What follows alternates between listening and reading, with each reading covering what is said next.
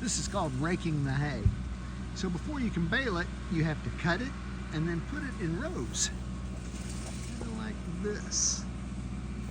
You can see how it's not spread out, but put into rows. And then they bring the baler up behind it, and they just have a nice, easy row to pick it up out of. And what he's got right there just combines it all to the center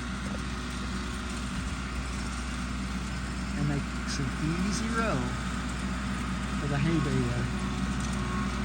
Come up, just pick it up. Easy peasy. This is what the row of hay looks like. That's what he's doing out there. He's just putting it all in, making it easy to get. He should be kicking one out.